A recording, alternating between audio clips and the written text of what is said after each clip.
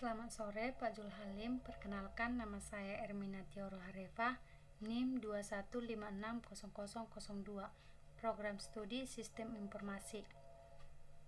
Pada kesempatan ini saya akan menjelaskan sedikit tentang proposal penelitian saya yang berjudul Metode Similarity untuk Alternatif Rekomendasi Buku pada Sistem Informasi Perpustakaan Berbasis Web. Pertama, ada latar belakang. Pada penelitian ini akan dibangun sistem informasi perpustakaan berbasis web yang dinamis, halaman web yang saling berhubungan yang biasanya berisi kumpulan informasi dalam bentuk teks, gambar, animasi audio, video, atau kombinasi yang biasanya dibuat untuk tujuan pribadi, organisasi, dan bisnis.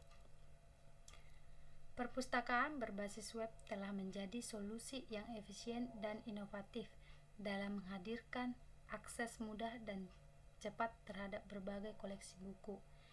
Penggunaan sistem website di perpustakaan SMA Kyai Ajeng Basyariah untuk mempermudah petugas dalam memanajemen perpustakaan seperti pendataan, pencarian, dan peminjaman buku. Penggunaan similarity alternatif rekomendasi buku sehingga pengguna cukup menginputkan judul buku yang akan dicari. Tujuan penelitian. Tujuan penelitian ini dibagi menjadi dua, yaitu tujuan utama dan tujuan khusus. Tujuan utama pertama, akses mudah dan cepat terhadap berbagai koleksi buku. Kedua, meningkatkan kinerja perpustakaan agar lebih efektif dan efisien. Tujuan khusus. Yang pertama, memudahkan memanajemen mulai dari pendataan buku, peminjaman, pencarian buku, dan rekomendasi buku sesuai dengan judul yang diinputkan. Kedua, dengan adanya sistem pengelolaan perpustakaan berbasis web, maka dapat memudahkan manajemen mulai dari pendataan buku, peminjaman, dan pencarian buku.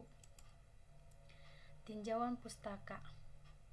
Tinjauan pustaka, pada bagian ini saya mengambil 5 artikel jurnal sebagai referensi topik penelitian dan 5 artikel jurnal sebagai referensi metodologi penelitian.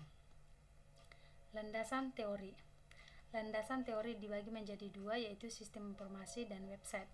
Sistem informasi adalah elemen yang terkait mengintegrasikan data, memproses informasi, dan membentuk unit untuk menyimpan data, mendistribusikan informasi.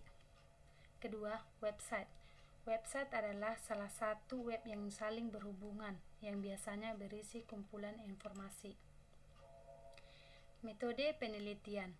Metode penelitian dibagi menjadi 5 tahap, yaitu pertama, identifikasi dan analisis solusi masalah. Identifikasi dan analisis solusi masalah adalah proses manajemen perpustakaan masih dilakukan secara manual.